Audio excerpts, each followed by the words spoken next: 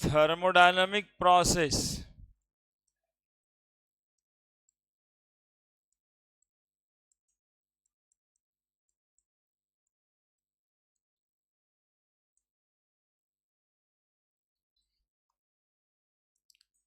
सबसे पहला isothermal process.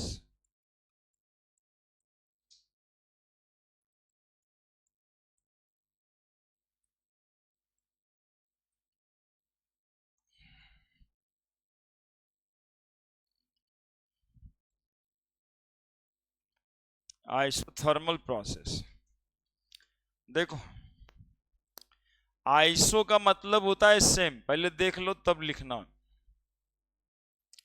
और थर्म का मतलब होता है टेम्परेचर। जो प्रोसेस सेम टेम्परेचर पे हो,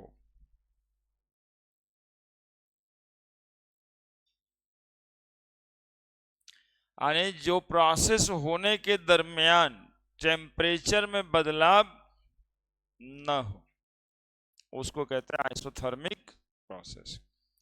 यानी कोई प्रोसेस है, कोई रिएक्शन है, या कोई सिस्टम सराउंडिंग वाला फेनोमेनन है, वो 25 डिग्री सेंटीग्रेड पे शुरू हुआ, 25 डिग्री सेंटीग्रेड पे ही खत्म होगा। टेम्परेचर उसमें बदलना नहीं चाहिए। तो प्रोसेस को हम क्या कहेंगे? Isothermal process. Process which occurs at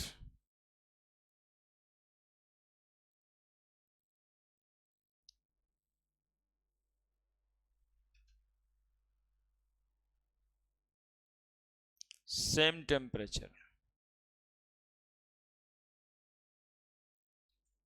known as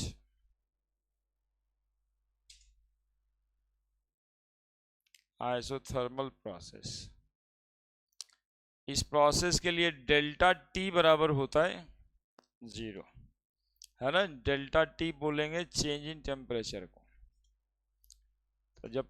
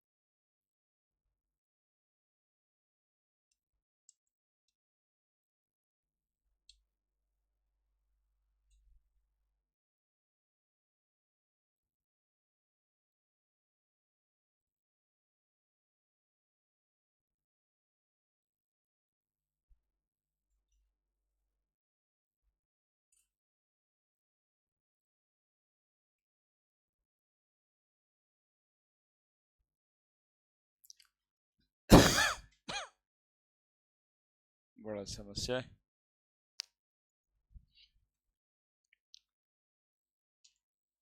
लिख दिया।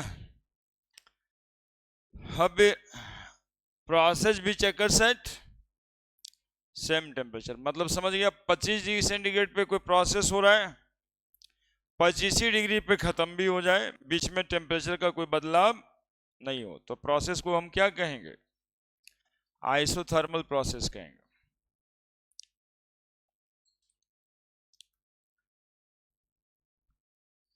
इसका एक एग्जाम्पल्स होता है बॉयल्स लॉ, लिख देना, डिस्कस करेंगे। ये states of matter gaseous law में, हाँ बता भी देंगे, है ना, पूरा बॉयल्स लॉ बता दिया जाएगा, तो बता ही दें। अच्छा लिखो, 5 को थर्मोडायनामिक प्रोसेस होता है, फिर देखते हैं।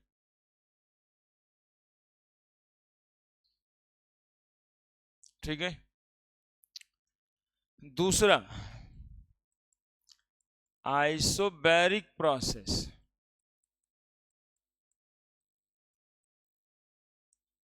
अब देखो यहां पे आइसो का मतलब सेम होता है, बार प्रेशर का यूनिट है, प्रोसेस भी चेकर सेट सेम प्रेशर, प्रोसेस भी चेकर set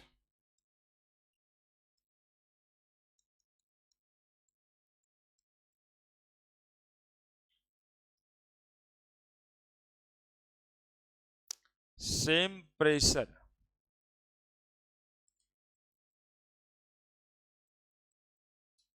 known as isobaric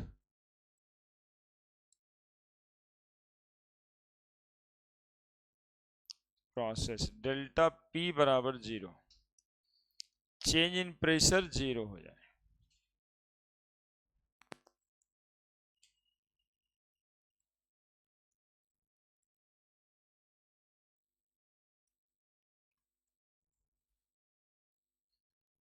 isobaric process.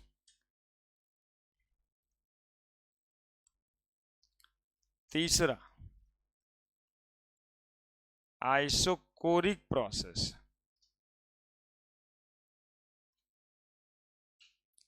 Iso का मतलब फिर से यहां पे सेम, कोरिक में वर्ड है कोरस, मतलब वॉल्यूम, प्रोसेस भी चेकर सेट सेम वॉल्यूम।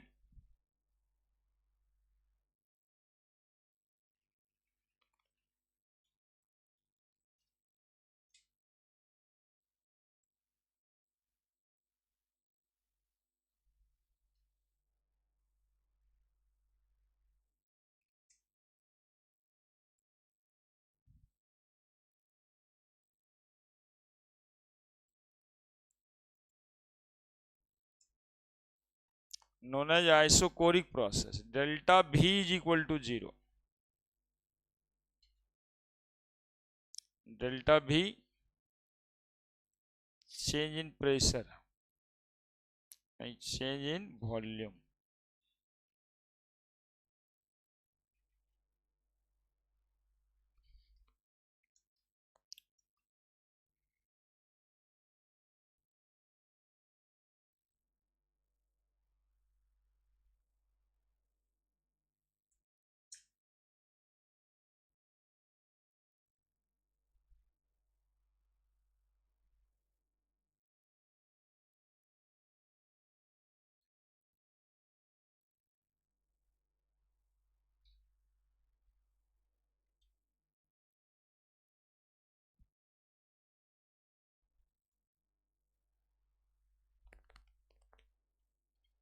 तो 3 प्रोसेस बताए, तीनों तो बिल्कुल याद हो गया होगा तुम लोगों को। आइसोथर्मल, बोलो ना तुम लोग, आइसोथर्मल, आइसोथर्मल बोलने से बोलना चाहिए सेम टेम्परेचर, क्या? आइसोकोरिक सेम, और आइसोबैरिक और एक प्रोसेस होता है एडियाबैटिक प्रोसेस, है ना, एडियाबैटिक प्रोसेस।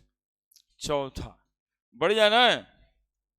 नहीं सर, कैसे सर?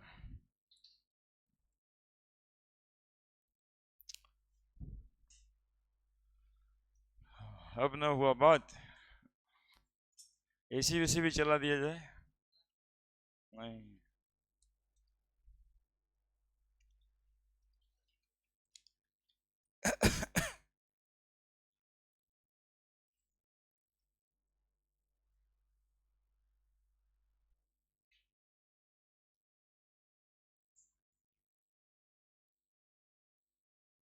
सिस्टम पढ़ा था ना तुम लोग? सिस्टम पढ़े थे ना? सिस्टम और सराउंडिंग पढ़े थे। सिस्टम और सराउंडिंग के बीच प्रेशर में कोई बदलाव नहीं हो, प्रोसेस आइसोबारिक। सिस्टम और सराउंडिंग के बीच टेम्परेचर कोई बदलाव नहीं हो, आइसोथर्मल। सिस्टम और सराउंडिंग के बीच में कोई वॉल्यूम चेंज नहीं हो, ऐसा नहीं हो कि कोई सिस्टम है और सराउंडिंग के साथ उसका वॉल्यूम बदल जाएगा, नहीं बदलेगा, तब आइसोकोरिक प्रोसेस। और एक बार प्रेशर का यूनिट, हाँ बार नहीं, एटीएम और बार, ये प्रेशर का यूनिट है। एमएमएचजी सब तो बार का, ये प्रेशर का यूनिट है, तो उसी लिए बार का मतलब प्रेशर बता दिए। एडियाबैटिक,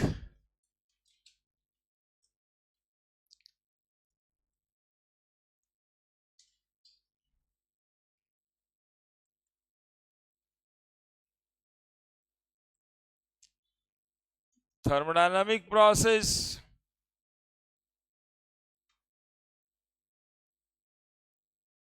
इसमें मतलब क्या होता है? नहीं है। Thermodynamic process in which heat exchange is zero is thermodynamic process in which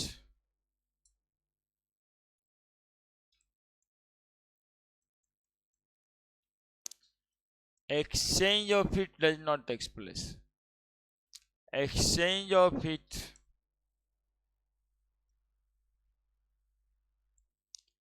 does not take place.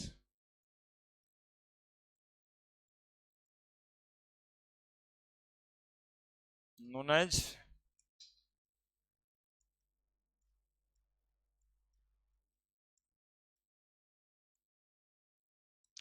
adiabatic process, that is delta H बराबर 0,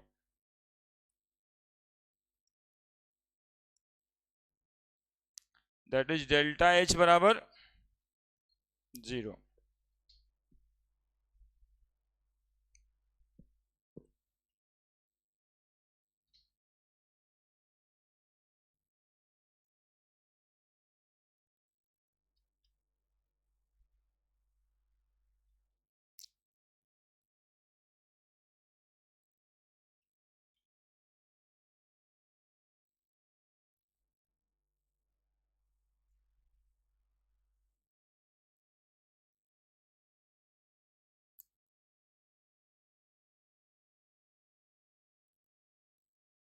समझ गए?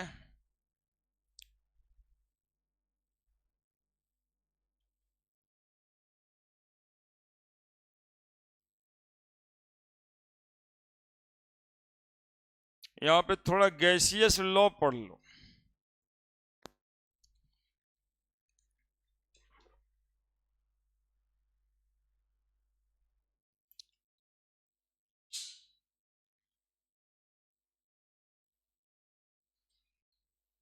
आइसोथर्मल प्रोसेस में इंटरनल एनर्जी चेंज 0 होता है, ब्रैकेट में कहीं पे लिख देना।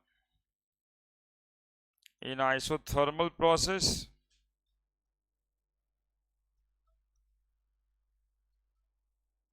हालांकि फिर लिखेंगे यार, change in internal energy is 0।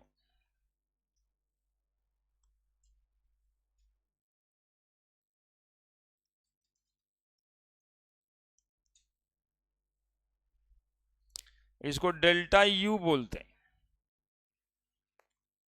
Delta U बराबर 0।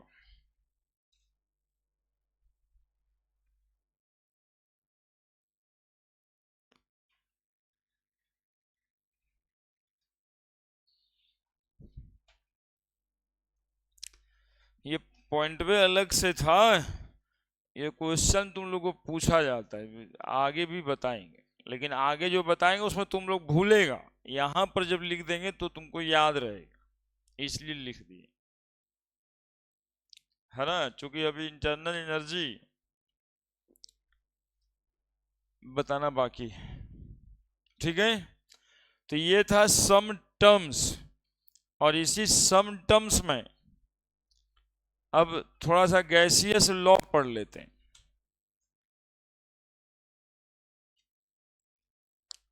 एक्चुअली में ये जो गैसियस लॉ पढ़ेंगे थर्मोडायनामिक्स में अभी तुम्हारे बुक में नहीं है, ये स्टेट्स ऑफ मैटर में था, जो अब सिलेबस का डिलीटेड पोर्शन है 2 साल से, लेकिन इसकी जरूरत चैप्टर में पड़ेगी, इसलिए बता रहे हैं। समझ रहा है तुम लोग लिए कितना सोचते हैं हम, अब वो बताना इसलिए पड़ रहा है क्योंकि ये पहले पढ़ना था, अब हटा दिया है, अब हटाने के बाद भी इसकी जरूरत है, कॉन्सेप्ट नहीं बन पाएगा यदि ये सब चीजों को नहीं जानेंगे, इसलिए बताना पड़ेगा। बॉयल्स गैसियस लॉ, देखो गैसियस लॉ पहले क्या है, अब बताएंगे तो ठीक से बताए ना। गैसियस लॉ क्या होता है, देखो यदि एक गैस को डिफाइन करना होता है हम लोगों को, तो हम लोग गैस के बारे में डिफिनेशन में यही देंगे कि गैस का प्रेशर कितना है, कितना वॉल्यूम है गैस का, कितना टेम्परेचर है गैस का। हम लोग को इस चैप्टर में सिस्टम पढ़ना है, सिस्टम के अंदर काम करने वाला सबस्टांस, वर्किंग सबस्टांस कहते हैं, वो गैस ही होता है, इसीलिए गैसियस लॉ पढ़ना है। तो जो लॉ प्रेशर, वॉल्यूम, टेम्परेचर और अमाउंट ऑफ गैस में रिलेशन बता दे उसको बोलते हैं gaseous law.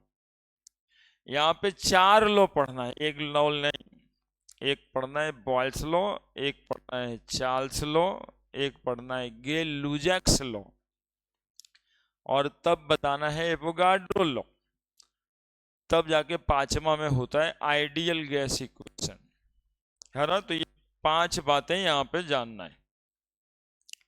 Law which relate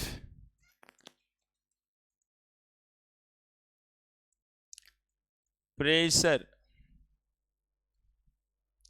volume, temperature and amount of gas,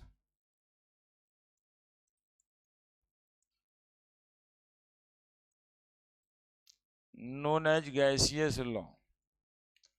और इसकी जरूरत थोड़ा फिजिक्स में भी पड़ेगा, इनफैक्ट फिजिक्स में ही पढ़ने को अब रहने दिया है, लेकिन वहां पे सर लोग तुमको उंगली करते रहेंगे, केमिस्ट्री में ना पढ़ा था, केमिस्ट्री में नहीं पढ़ा था, चैप्टर है ना हट गया है, अब उधर चल गया है ना। काइनेटिक थ्योरी ऑफ गैस एक चैप्टर होगा, सिलेबस देखा होगा तब। हीट है ना, फिजिक्स में हीट नहीं है, हीट एंड थर्मोडायनामिक्स उसी में है ये सब, हमारी केमिस्ट्री की तरफ से नहीं, लेकिन बोलना तो पड़ेगा, समझाने में हमको भी जरूरत पड़ता है, इसलिए जितना जरूरत पड़ेगा ना वो हम आपके लिए कर देंगे, लेकिन फिर भी कुछ छूट जाएगा उसके लिए गाली सुनना पड़ेगा हमको, केमिस्ट्री वाला नहीं बताया अब एक्चुअली में हटा के दोनों जगह था पहले, तब हटा के एक ही जगह कर दिया, लेकिन फिजिक्स वाले निरंतर बोलते रहते हैं। तो बॉयल्स लॉ जानते हो क्या कहता है, एक लाइन कर लो। हाँ कोई बता रहा है क्या, लॉ ही बोल रहा था कि कुछ और, for given amount of gas the pressure of gas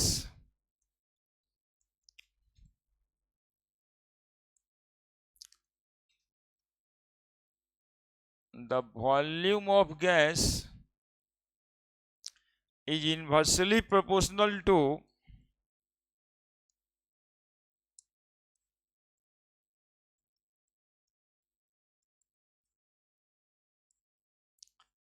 the pressure of gas, या pressure of gas is inversely proportional to volume of gas at constant temperature, इसीलिए आइसोथर्मल प्रोसेस का एग्जांपल है। कब होगा ये? आइसोथर्मल प्रोसेस में at constant temperature, यानी pressure inversely proportional to volume of gas. देखो दो चीज कांस्टेंट है, number of mole, amount of gas. Amount of gas मतलब नंबर ऑफ मोल ही ना होगा जी, बराबर क्या? Constant given amount of gas. और दूसरा क्या कांस्टेंट है? Temperature.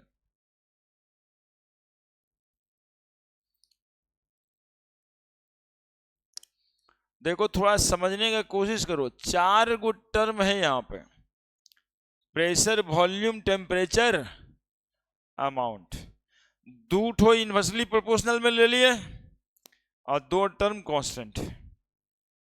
Pressure inversely proportional to volume. और आप इसके सहारे बैलून देख सकते हो, उसके गैस का वॉल्यूम बढ़ाओगे तो गैस का प्रेशर बढ़ेगा कि नहीं बढ़ेगा? मतलब वॉल्यूम को घटा दें तो प्रेशर बढ़ाना पड़ेगा कि नहीं बढ़ाना पड़ेगा? चापना पड़ेगा तब ना घटेगा क्या? तो वही है सिंपल वाला law, pressure inversely proportional to temperature नहीं बदलना चाहिए, है ना। टेम्परेचर भी बदल जाएगा तो फिर अलग ही बात ही हो जाएगी। चलिए, pressure inversely proportional to volume, ये है बॉयल्स लॉ।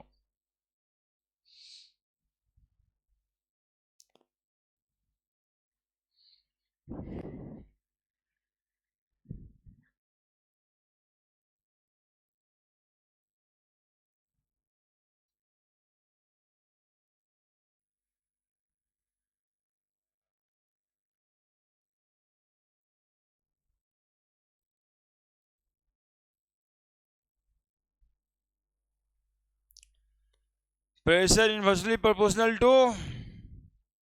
वॉल्यूम, बोलो ना जी, काहे मतलब कि एकदम मसवाल रहता है जी। प्रेशर इनवर्सली प्रोपोर्शनल टू, हाँ, वॉल्यूम। कब? जब अमाउंट कांस्टेंट हो और टेम्परेचर भी कांस्टेंट। तो देखो यहां पर लिखेंगे P बराबर कांस्टेंट इंटू 1/V, है ना। के डालते हैं ना कांस्टेंट हटाने के लिए, के डालते हैं कांस्टेंट हटाने के लिए, तब क्या लिखा जाएगा आगे? पी भी बराबर कांस्टेंट। तो बॉयल्स लॉ का दूसरा स्टेटमेंट है कि किसी गैस का प्रेशर और उसका वॉल्यूम का गुना हमेशा क्या होगा? कांस्टेंट होगा। अब ऐसा कांस्टेंट होता है तो हम लोग लिखते हैं P1 V1 बराबर, लिखते हैं ना जी, सिखाए हैं सबको। P1 V1 बराबर P2 V2, इससे न्यूमेरिकल बन जाएगा। पहले प्रेशर वॉल्यूम पता रहेगा, बाद का प्रेशर दिया है तो वॉल्यूम निकल जाएगा।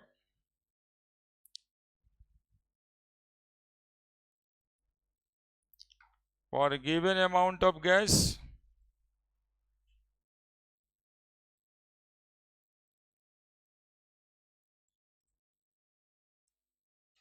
the product of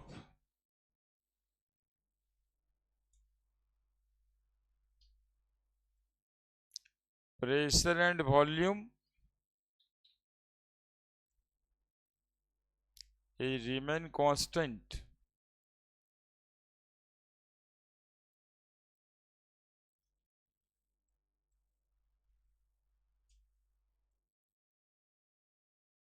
at constant temperature.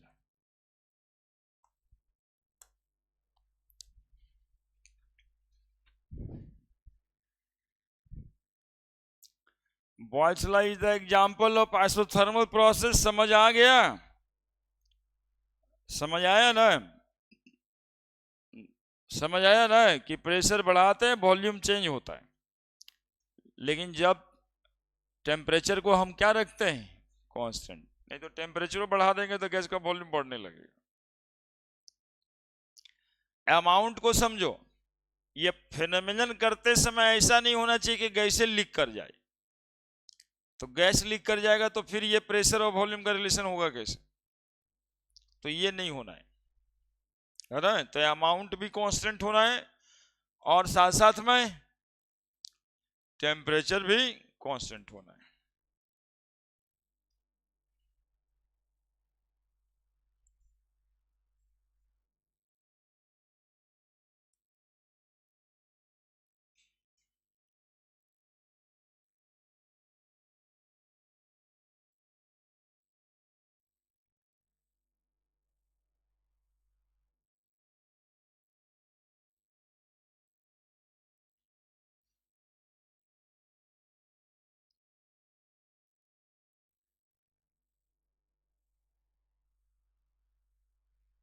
और लिखना है।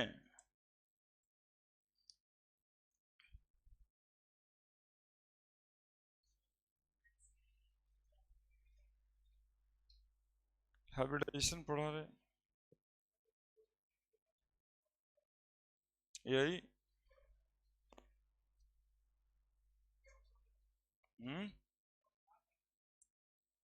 हाँ,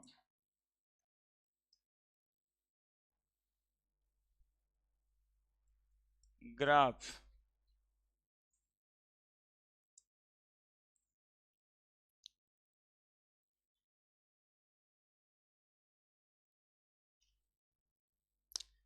graph to show Boyle's law.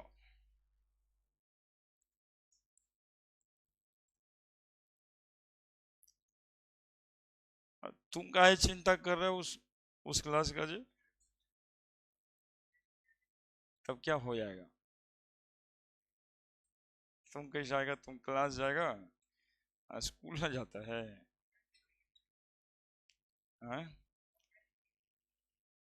Online पढ़ लेगा।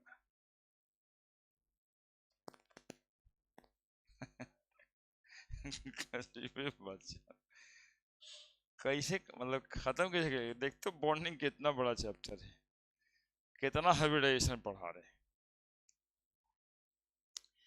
प्रेशर इनवर्सली प्रोपोर्शनल टू, सही है ग्राफ? ग्राफ सही है? अरे बोलो ना हाँ है तब। मतलब बुझा गया सही, मतलब हम गलती थोड़े बनाएंगे, है सही आ गया। यहाँ दिखाई नहीं दे रहा है? बहुत सारा ग्राफ तुम लोग पढ़ा है, तुम लोग ऐसे चुप काहे रहता है? अरे इनवर्सली प्रोपोर्शनल का ग्राफ ऐसे ही ना होता है।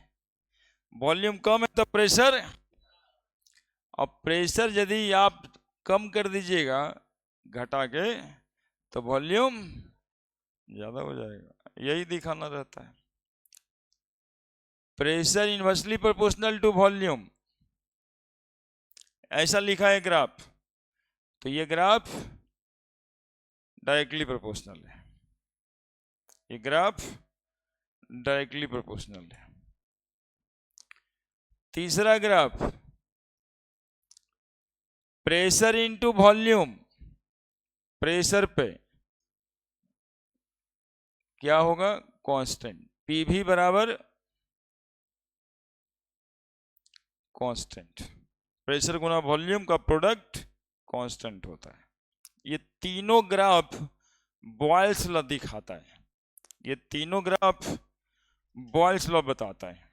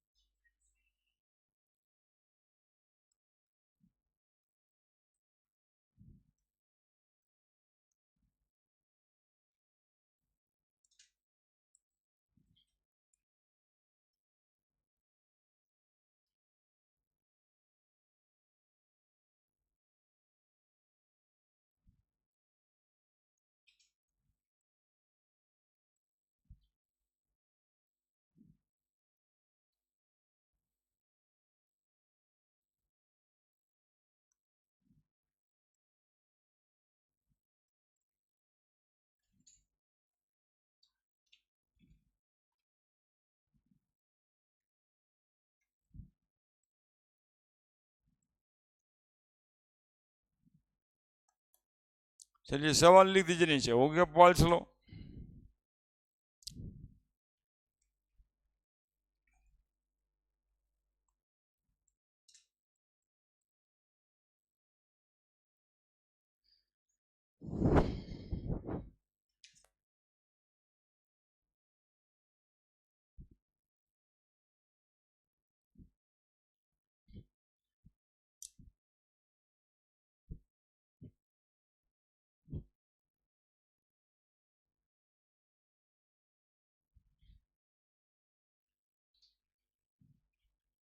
तुम्हारे स्कूल में ऑर्गेनिक स्टार्ट हो गया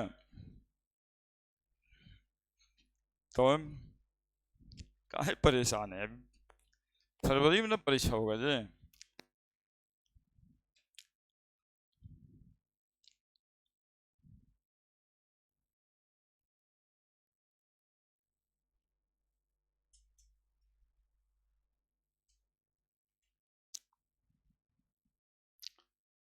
टेंशन ना लेना है।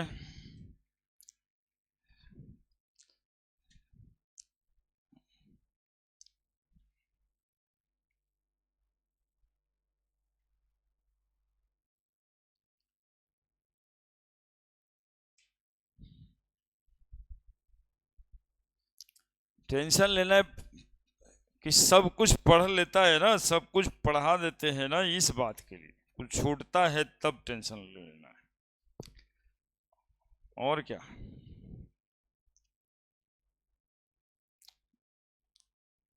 पैनी निगाह बना के रखना है आईटी और मेडिकल का क्वेश्चन बैंक पे, तो वो से सवाल बनना चाहिए, वो क्वेश्चन बैंक सॉल्व होना चाहिए।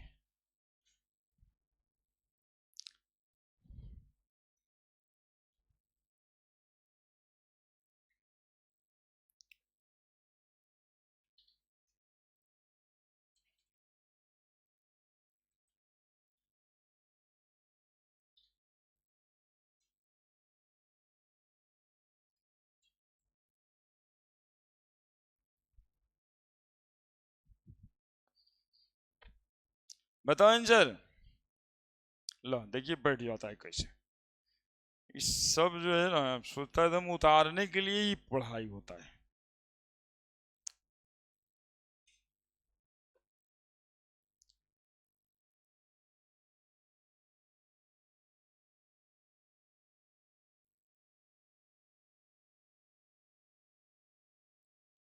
बनाइए, अपने से कोशिश कीजिए।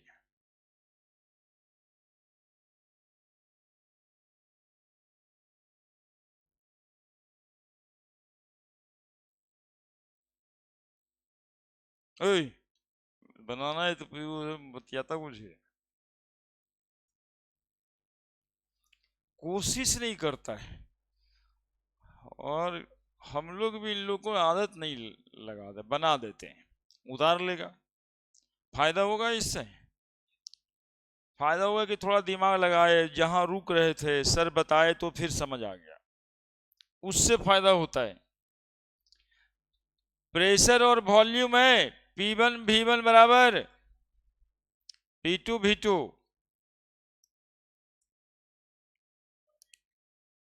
हाँ सही है।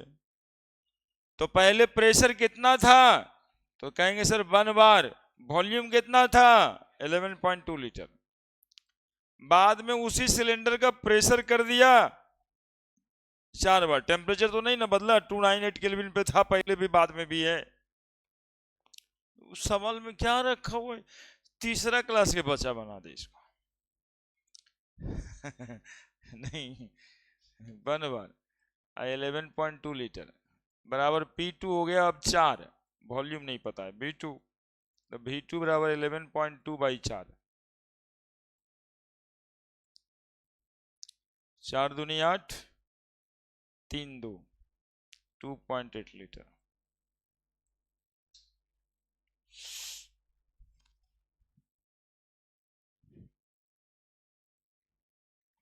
नहीं आसान है, इसमें कुछ करना थोड़ी रहता है। ग्राफ समझ गया? हाँ, ग्राफ में जो है ना ये सटाना मत, थोड़ा सा फर्क है। चूंकि प्रैक्टिकली गैस का वॉल्यूम 0 होना संभव नहीं है, लेकिन बहुत ज्यादा दिमाग इस पे नहीं लगाते, मेडिकल वालों को लगाना पड़ता है। वो बड़ी खतरनाक ऑप्शन सेट करता है भाई। एक पहले का ऑप्शन सेट, एक में प्रेशर और वॉल्यूम में सटा दिया है और एक ठो में ना सटाया है। ग्राफ ऐसे ही है। अब बच्चा जो है इस बात के लिए कंफ्यूजन में है कि अब दोनों तो एक के आंसर हुआ है, लेकिन उस दोनों में ज्यादा सही कौन होगा? जिसमें सटा हुआ नहीं है। तो प्रैक्टिकली यही ना, अब कोई गैस है, आप कह रहे हैं गैस है और वॉल्यूम है ही नहीं है, तो होगा जी। बोला आदमी है तो कई किलो का है, बोला किलो तो है ही नहीं क्या ही आदमी। यही बात है, इसलिए थोड़ा सा डिफरेंसेस बना के रखना है, इसमें जरूरत नहीं है। अब सुनिए, बॉयल्स लॉ के बाद चार्ल्स लॉ। बाबू एक बात तो कहेंगे, चूंकि स्टेट्स ऑफ मैटर चैप्टर नहीं है, कह सकते हो इसी वजह से थोड़ा थोड़ा पढ़ा रहे हैं। स्टेट्स ऑफ मैटर एक चैप्टर पूरा होता तो हम एक ही पूरे क्लास में खाली बॉयल्स लॉ पढ़ाते हैं, लेकिन है नहीं, इसलिए जानकारी के रूप में दिया जा रहा है। Charles law. चार्ल्स साहब क्या कहते हैं ये कहते हैं बहुत कॉमन बात जो तुम और हम समझ रहे हैं इसे भी, कि गैस का वॉल्यूम टेम्परेचर बढ़ाने से बढ़ेगा यदि प्रेशर कांस्टेंट रखा जाए। तो नहीं बढ़ेगा क्या? किसी गैस को आप गर्म करोगे तो गैस तो ऊपर ही भागेगा। नहीं, यही ना होता है, जहां कहीं आग लगा हुआ रहता है तो हम लोग देखते हैं ना कि धुआं बहुत तेजी से फैल रहा है। जितना तेजी से फैल रहा है उतना तेज आग लगा हुआ है, समझते हैं। अब तेजी से फैल नहीं रहा है तो समझते हैं कि आग ठंडा हो चला। टेम्परेचर ही तो है, टेम्परेचर वहां का ज्यादा है तो वॉल्यूम ऑफ गैस ज्यादा है, तो जहां पे है वहां से भागेगा तो वॉल्यूम बढ़ेगा, है ना। और दीपावली में एगो एक्सपेरिमेंट करता होगा ना, एगो बैलून में रख करके एगो दिया जला के ऊपर भेज देता होगा, नहीं? तो वो वाला जो देखता हूँ, जो गोल वाला गुब्बारा और एक दिया जलते रहता है नीचे, तो वो हो क्या रहा है? टेम्परेचर बढ़ने से गैस का वॉल्यूम बढ़ रहा है, एक्सपैंड कर रहा है। तो गैस का वॉल्यूम बढ़ेगा तो कोई भी चीज ऊपर ही उठेगा। वही बताएं चार्ल्स साहब, है ना, प्रेशर को कांस्टेंट रखा जाएगा।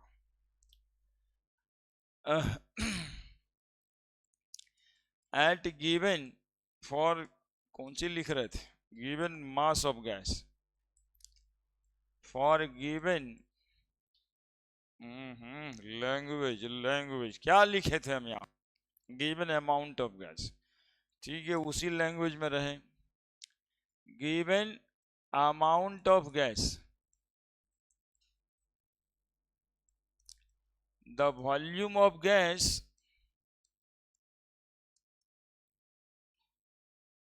the volume of gas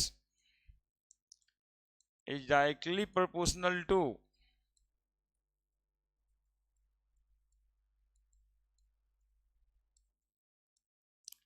the temperature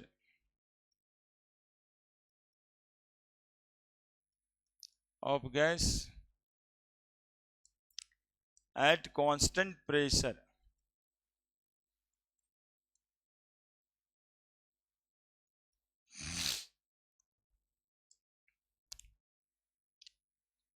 volume हाँ, टेम्परेचर में एक बात लिखना पड़ेगा, temperature of gas eight kelvin scale,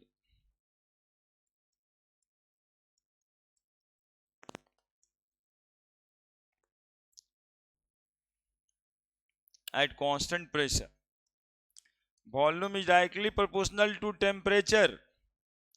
क्या क्या constant? Amount of gas is constant, और क्या कांस्टेंट? प्रेशर ना कांस्टेंट है जी, pressure of gas is constant. आणि Charles law is the example of, किसका एग्जाम्पल हुआ? कुछ दिमागी में नहीं लेके आता है। चार्ल्स ला किसका एग्जाम्पल हुआ जी? Charles law is the example of,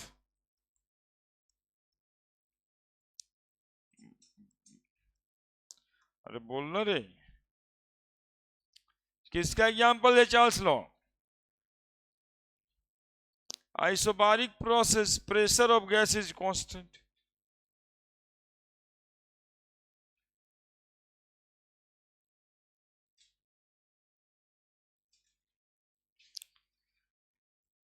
यार ये खाली लटक लटक के क्लास करने से होगा? हाँ तो मट्टी के मूर्त ने सब बैठ गया है।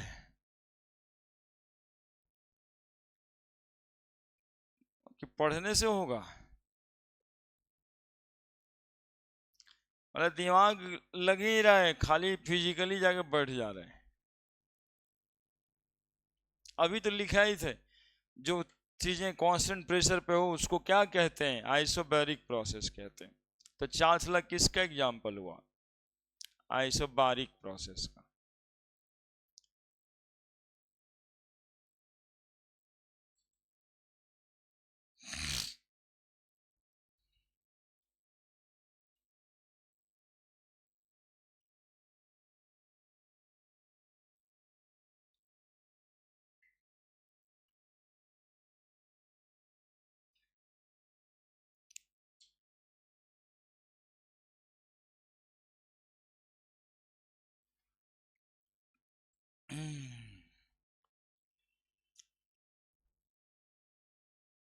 Isobaric process. अब बोलो, टेम्परेचर केल्विन स्केल मतलब समझता है जी? T बराबर टेम्परेचर, कैसन कैसन आवाज निकल रहा है, टेम्परेचर इन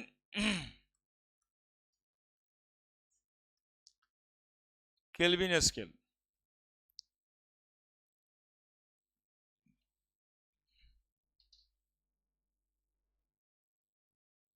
टेम्परेचर बराबर 273 plus temperature in degree centigrade.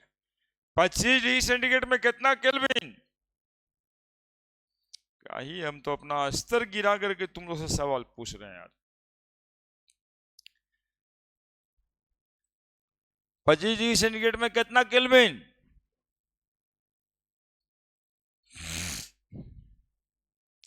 आप लोग बोलिए, इतना स्तर गिरा के हम लोग आंसर न देने वाले हैं सर। अब ये सवाल का आंसर हम देंगे? और कितना जोड़ना पड़ता है।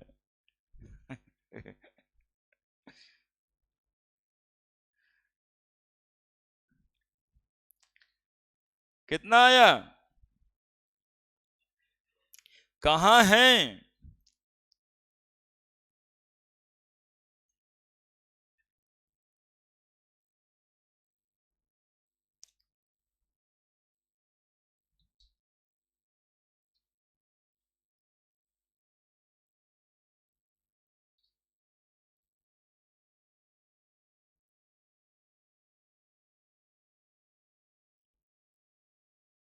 दो 273 प्लस 25 नहीं करेगा जी? तुम लोग कैसन कैसन बुद्धरू है ये, गजबे हाल है। 298 केल्विन, ये कॉपी पेज पलट के पीछे करके जोड़ रहा है। ऐसे कर रहे 5 6 7 8।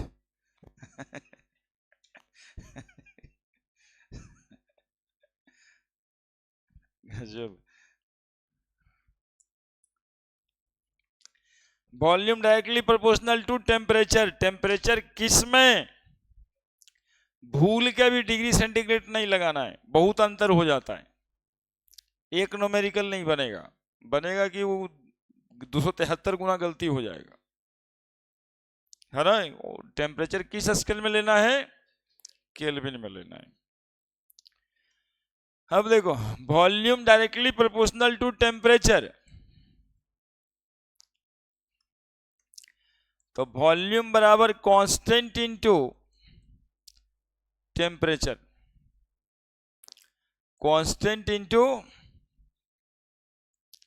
टेम्परेचर, तो वॉल्यूम बाई टेम्परेचर बराबर कांस्टेंट, तो V1 बाई T1 बराबर V2 बाई T2 और V1 बाई V2 बराबर T1 बाई T2।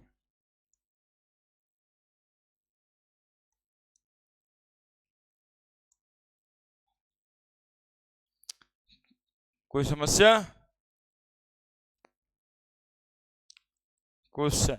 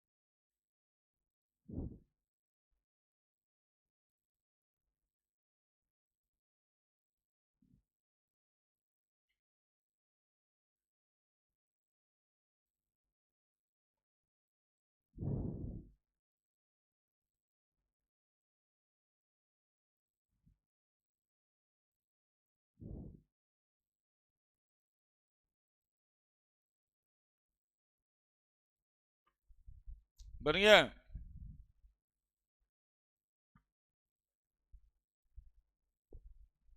6.2।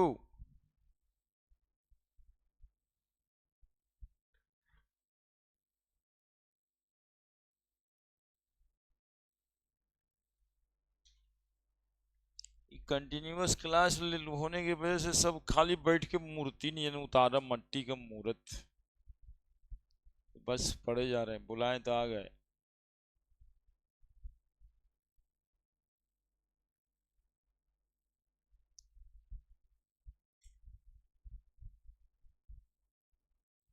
हम्म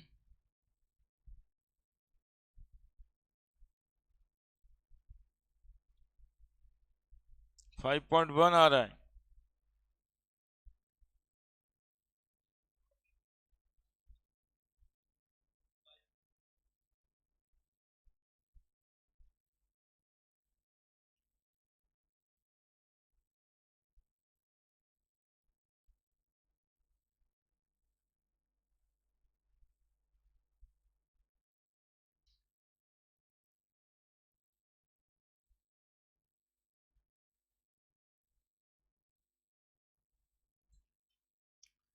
क्या?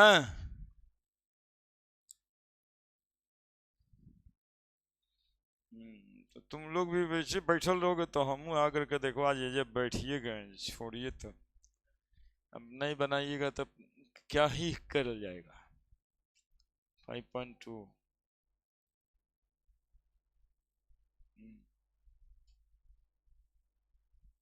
इतना आसान था, इसी वजह से ना इसको चैप्टर में को निकाल दिया। इसमें बहुत क्वेश्चन रहता था। फिजिकल केमिस्ट्री का एक बढ़िया चैप्टर था जिसमें बचपन को मन लग जाता था, और उसको हटाइए के रख दिया। क्या किया? Filled with nitrogen gas, volume 5 litre, V1 5 litre. कितना डिग्री पे? 27 डिग्री सेंटीग्रेड पे। 27 डिग्री सेंटीग्रेड है, टेम्परेचर केल्विन में निकालना है। 273 प्लस 27 300 केल्विन। अब क्या कह रहा है? Volume nitrogen gas 37 degree centigrade पे, तो T2 कह रहा है अब 37 डिग्री सेंटीग्रेड पे वॉल्यूम निकालिए। तो 273 प्लस 37 310 केल्विन। क्या क्या? तो V2 निकालना है, यही तो सवाल का तरीका है। तो अब इसमें क्या ही करना, मतलब इतना हल्का तो सवाल है, बनाना है जी। V1 बाई V2 बराबर T1 by T2। V1 5 litre, V2 नहीं पता। T1 300 केल्विन बटा 310 केल्विन। V2 बराबर 310 गुना 5 बटा 300 है। अब ये कैलकुलेशन एगो बच्चा ऐसे कर रहे हैं, देखो 3 से 3 काट दिए सर। 3 के बाद सुनना का कोई मतलब तो है नहीं। 10 बजे 50 लीटर।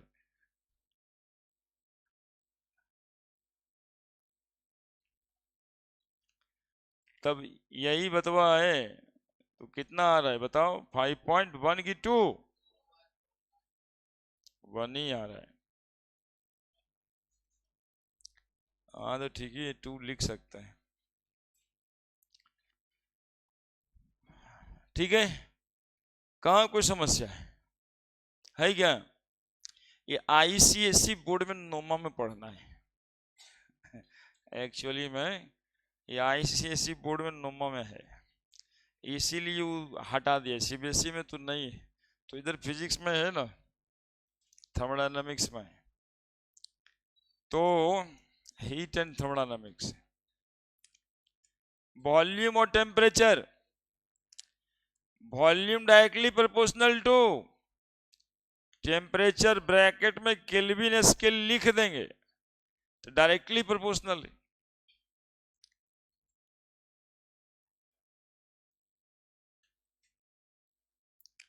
है ना। V और 1/T रहेगा तो इनवर्सली हो जाएगा कि नहीं हो जाएगा बताइए? और V/T बराबर कांस्टेंट था कि नहीं था? V/T बराबर कांस्टेंट था कि नहीं था?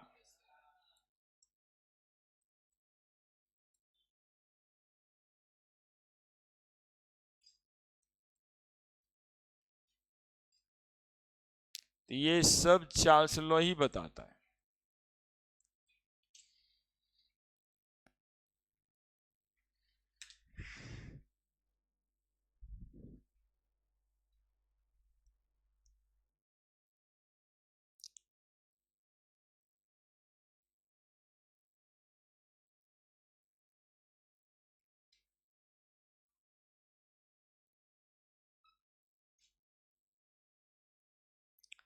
ये हम आप लोगों को थोड़ा थोड़ा ही बता रहे हैं भाई, ऐसे नहीं कि चार्ल्स लॉ का पूरा डिटेल पढ़ के कहिएगा सर कम पढ़ा है या नहीं पढ़ा है। ये बस आपके सम टर्म में हम बता रहे हैं,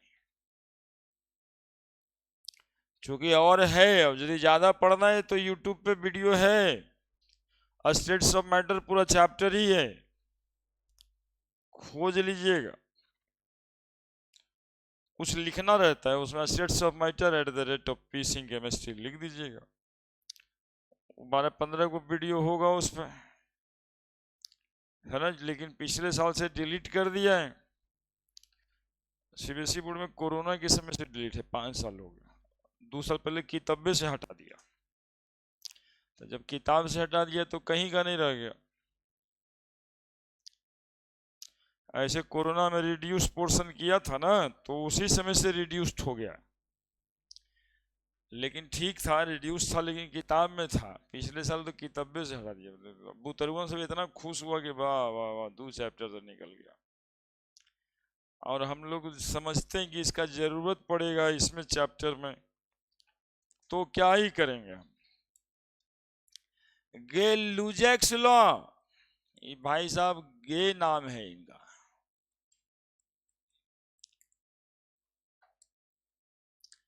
या फिर आमंटन्स लॉ कहते हैं।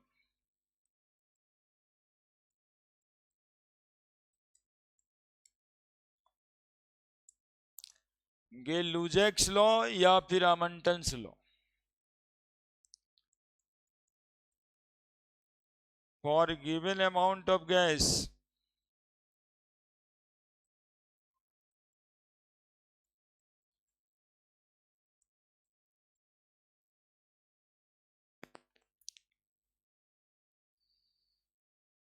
the pressure of gas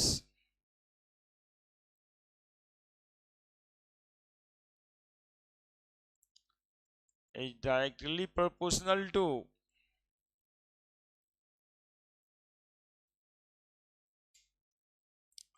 temperature at constant volume। कैसा प्रोसेस हो गया ये? It is the example of, बोलिए ना जी, it is the example of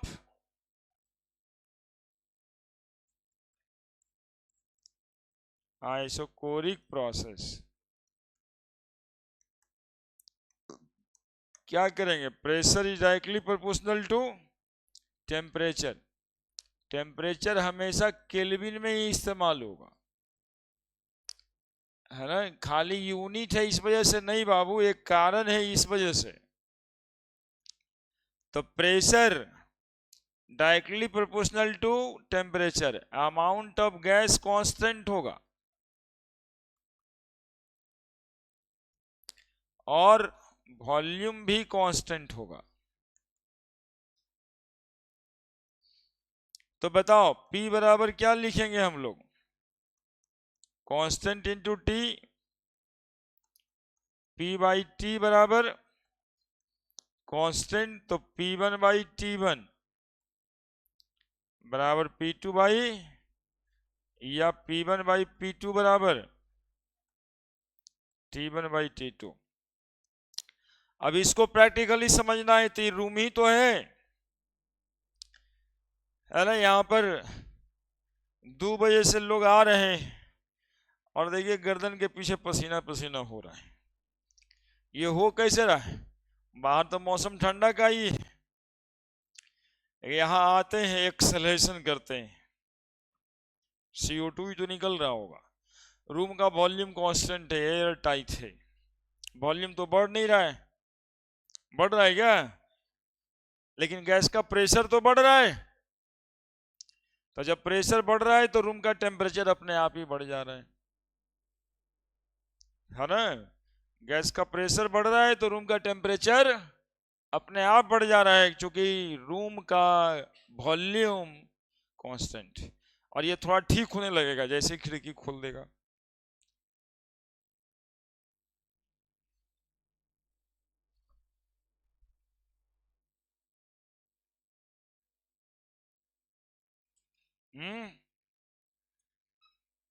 क्या हो गया उसको? छठ के बाद आज ही ना आया है? आया था, बीमार पड़ गया था। बीमार पड़ने वाला भी एक मौसम में चल रहा है। जब जब मौसम में बदलाव आता है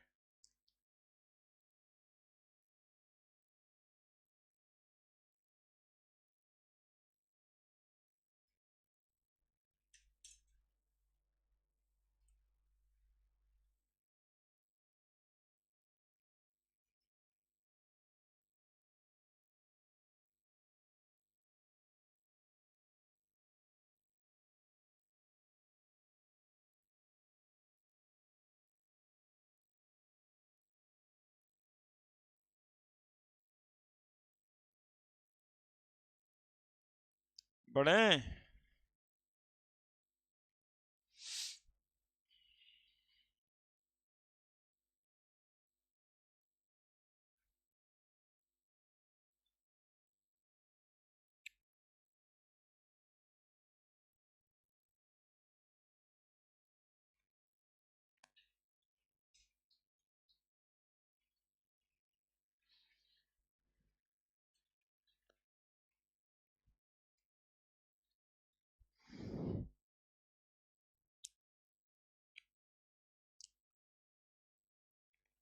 क्या समस्या है?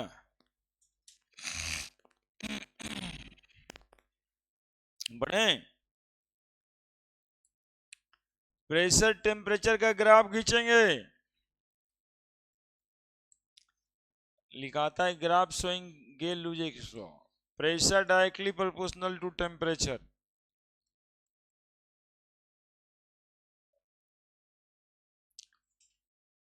प्रेशर बाई टेम्परेचर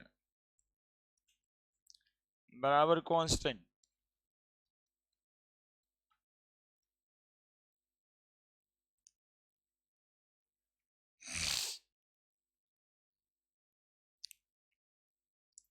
एक और बनाते थे ना,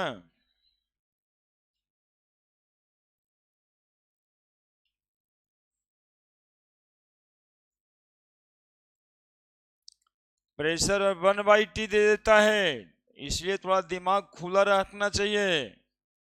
1/T दे देगा तो इनवर्सली प्रोपोर्शनल करना पड़ेगा ना।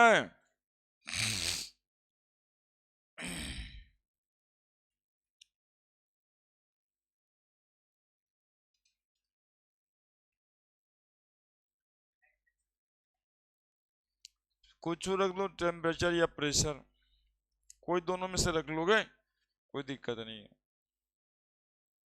प्रेशर बटा टेम्परेचर बराबर कांस्टेंट। अब टेम्परेचर यहाँ कम था, यहाँ ज्यादा है, लेकिन प्रेशर बटा टेम्परेचर तो हमेशा के लिए क्या हो जाना है, तो टेम्परेचर बढ़ा दिए होंगे तो प्रेशर घट गया होगा अपने से। ऐसा घटेगा कि प्रेशर बाई टेम्परेचर तो कांस्टेंट होगा, चाहे कोई भी प्रेशर कर लो, चाहे कोई भी टेम्परेचर कर लो।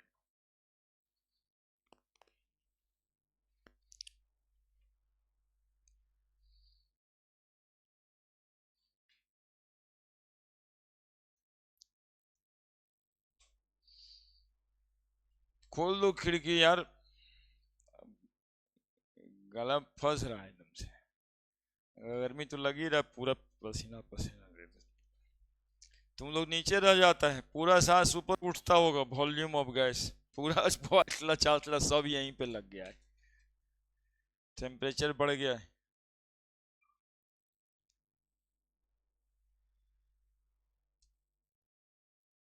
ठीक है,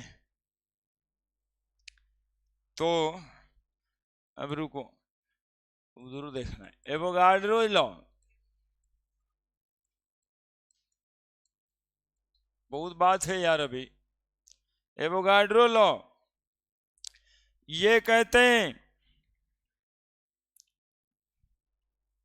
एक मिनट एक चीज छूटता जा रहा है, हम सोच रहे हैं कि अगला बार बता देंगे, अगला बार बता देंगे। प्रेशर वॉल्यूम का ग्राफ है, इसी ग्राफ को हम लोग बोलते हैं PV isotherm. PV isotherm, isothermic process था ना, तो दी जो ऑल आर पीवी आइसोथर्म, इसको क्या बोलेंगे? अरे पलटने को भी है यार, इतना जड़त्व है, मतलब इनर्शियल लॉ ऑफ इनर्शियल लग जा रहा है, जैसे है वैसे ही रखना चाहता है।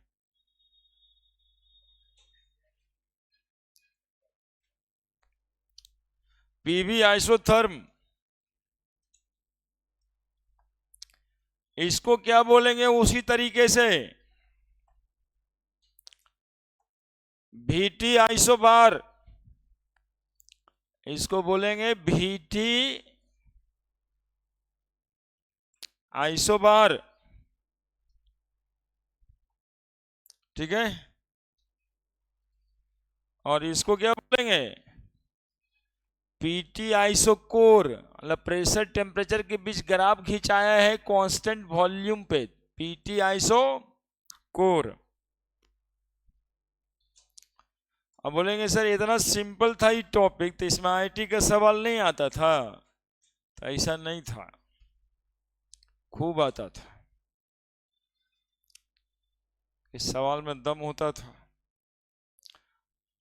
इसलिए बताए 3 को लो बताए 3 क्लास चल जाता था। अब जैसे लिख दिए एवोगाड्रो लो, एगो सवाल करना है ना, रुक, भागते भागते हम तवा, मन भरता नहीं है। मनवा भी भरना चाहिए ना, कुछ पढ़ाई तो थोड़ा बहुत यार।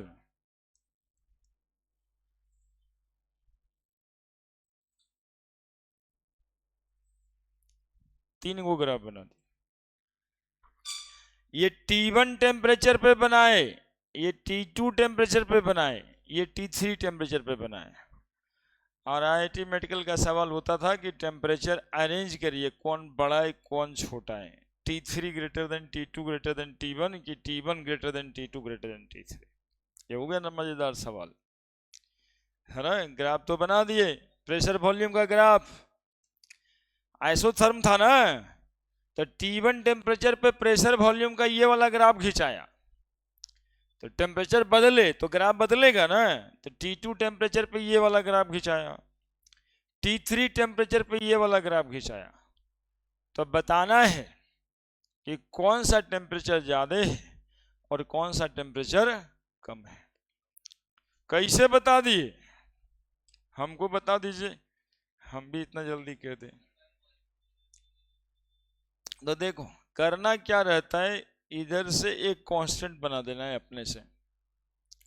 क्या कांस्टेंट बनाए हम, क्या कांस्टेंट बनाए हम बताओ ना, प्रेशर बनाए यार।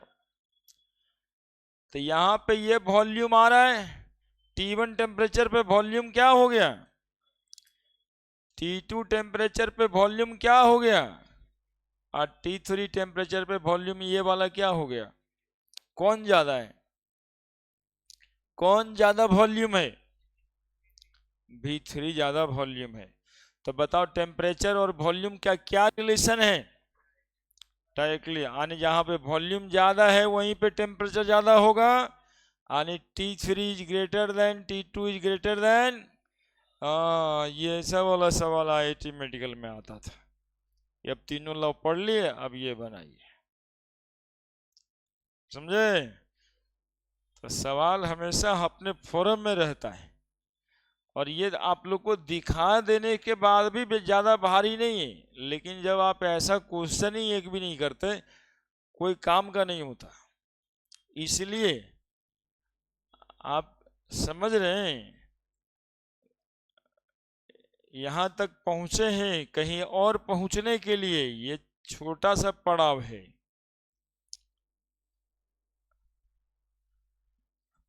भले आप सोच रहे हैं कि पत्थरबाजी में भाग लेना है हमारा, वो अलग बात है, लेकिन आप P1 P3 बोलो कौन सा प्रेशर ज्यादा है, वॉल्यूम टेम्परेचर के बीच ग्राफ। तो कैसे, तो इस बार टेम्परेचर को कांस्टेंट कर देते हैं, हैं?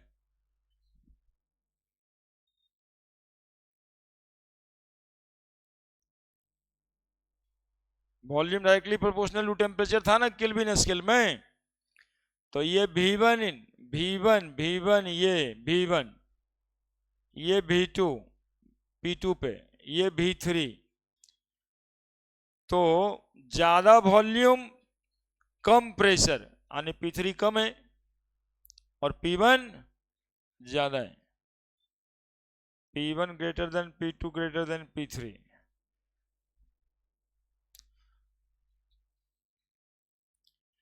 ये PV आइसोथर्म, अलग अलग टेम्परेचर पे अलग अलग ग्राफ है। ये VT आइसोबार,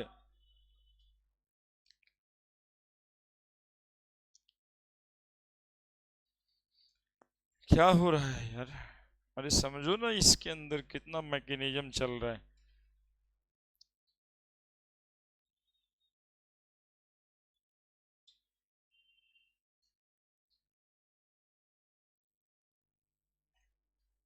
हम्म,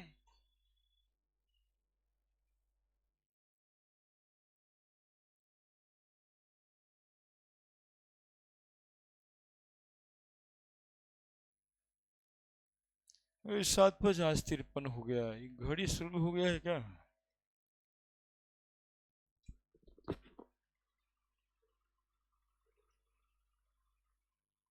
गजब हाल है, जब तक नहीं सुनेंगे तब तक रिंग करता है। स्कूल के बस्ता पार्टी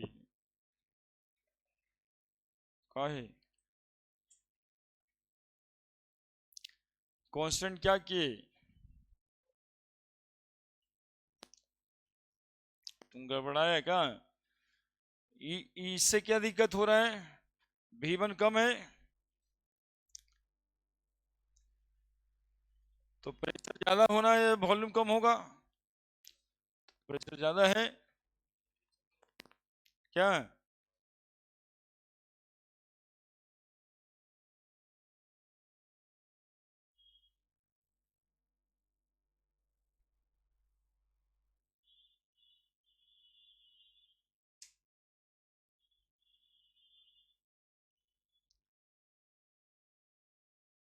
चलें आगे।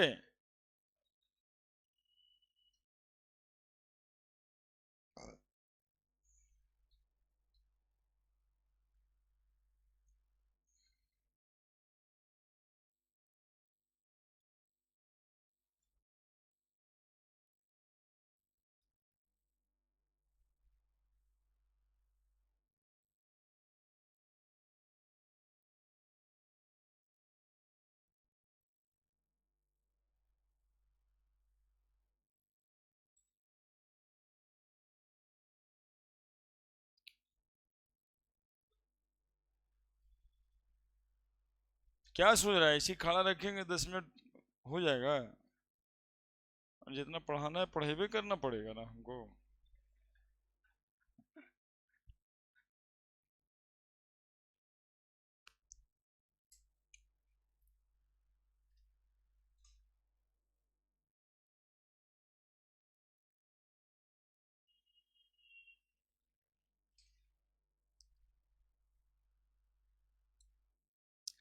एवोगाड्रो लॉ, वही एवोगाड्रो लॉ। हाँ, जो मोल कंस्टेंट में पढ़े थे, एक्चुअली में यहीं से गया था बोल, यहां से वो गया था।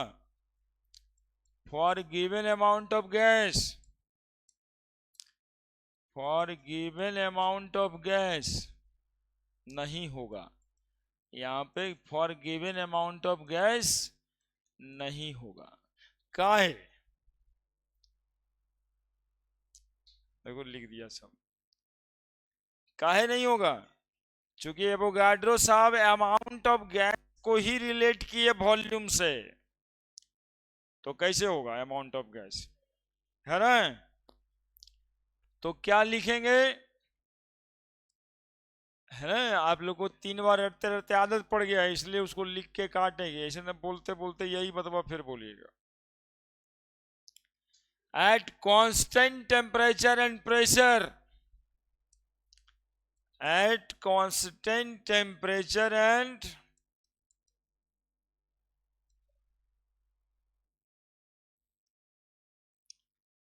pressure, the volume of gas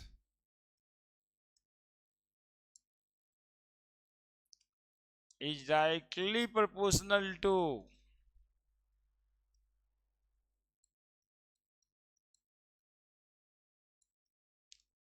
the amount of gas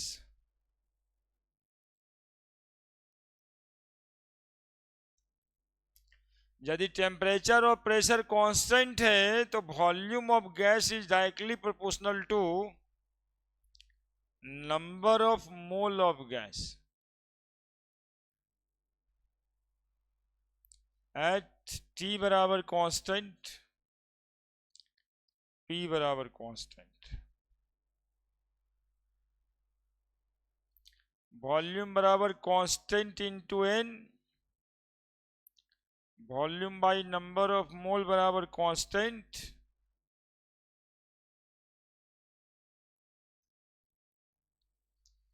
V1 by N1 बराबर V2 by N2, V1 by V2 बराबर N1 बाई N2। ये Avogadro law, constant temperature of pressure से।